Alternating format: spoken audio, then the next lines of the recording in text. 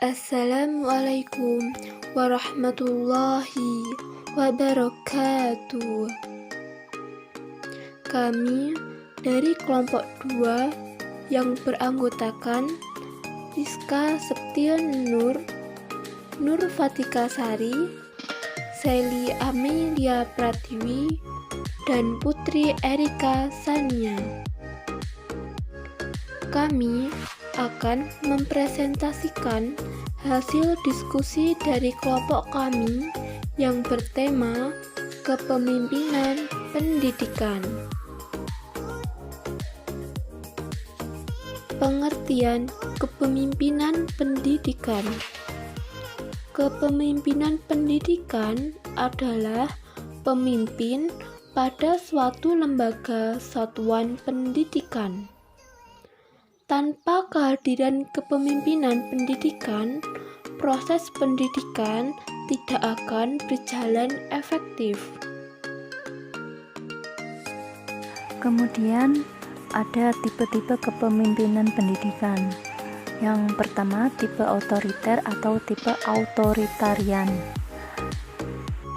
Di dalam kepemimpinan yang otoriter, pemimpin bertindak sebagai diktator terhadap anggota kelompok. Artinya segala ketentuan dan keputusan berada di tangan si pemimpin.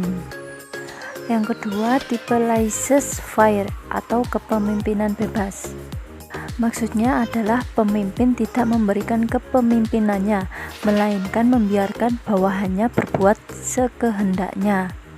Kemudian yang ketiga ada tipe demokratis. Yang dimaksud dengan tipe kepemimpinan demokratis adalah gaya atau cara memimpin yang demokratis dan bukan karena dipilihnya si pemimpin secara demokratis. Tipe yang demokratis seperti ini misalnya si pemimpin memberikan kebebasan dan keleluasan kepada para bawahan dan pengikutnya untuk mengemukakan pendapatnya, saran dan kritikannya, dan selalu berpegang pada nilai-nilai demokrasi pada umumnya. Yang terakhir ada tipe pseudo-demokratis atau demokratisme atau manipulasi demokratik. Pemimpin ini bertipe pseudo-demokratis hanya tampaknya saja bersifat demokratis, padahal sebenarnya dia bersikap okratis.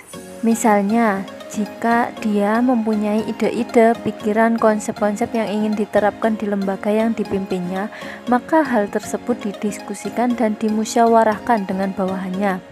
Tetapi situasi diatur dan diciptakan sedemikian rupa, sehingga pada akhirnya bawahan didesak agar menerima ide atau pikiran konsep tersebut sebagai keputusan bersama. Kepemimpinan transaksional. Kepemimpinan ini didasarkan pada hubungan saling tukar, di mana ketaatan bawahan atau usaha, produktivitas, loyalitas ditukar dengan reward yang diinginkan. Kepemimpinan transformasional. Kepemimpinan ini membangun kesadaran bawahan terhadap kepentingan dan nilai dari outcome yang telah dirancang dan cara-cara mencapainya.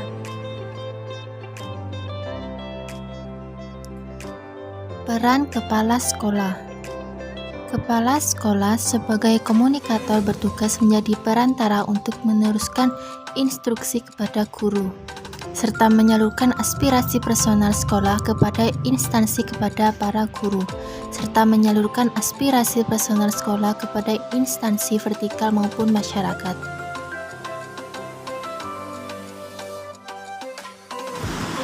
Yang ketujuh, keterampilan pemimpin pendidikan. Keterampilan pemimpin pendidikan dapat dibagi menjadi 4 bagian. Yang pertama, keterampilan dalam memimpin. Seorang pemimpin harus memiliki keterampilan dalam memimpin. Keterampilan di sini diartikan sebagai cara pemimpin dalam memimpin, yaitu dengan tahu bagaimana menyusun rencana awal dengan kelompok, bagaimana menciptakan lingkungan yang nyaman, cara mengorganisasikan kelompok dalam bekerja, membantu kelompok tentang permasalahan pekerjaan, mengambil keputusan bersama hingga bertanggung jawab atas kelompok. Kedua, keterampilan dalam hubungan insani. Hubungan merupakan interaksi seseorang dengan orang lain atau kelompok. Hubungan dapat dibagi menjadi atas dua, yaitu hubungan formal dan pribadi. Ketiga, keterampilan dalam proses kelompok. Dalam kepemimpinan, seseorang pemimpin harus menjadi penengah untuk anggota. Pemimpin yang baik mampu mengembangkan dan mengatur anggota sehingga keterampilan dan potensi anggota terlihat.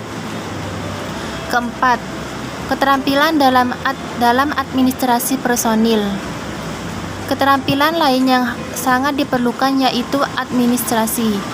Dalam menjalankan kepemimpinan, kegiatan administrasi personil harus berjalan dengan baik, sehingga dalam administrasi ini dapat menemukan anggota yang sesuai dalam bekerja sesuai pedoman yang ada.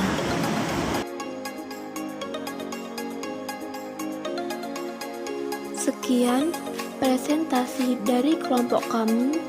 Apabila ada kesalahan, kami mohon maaf.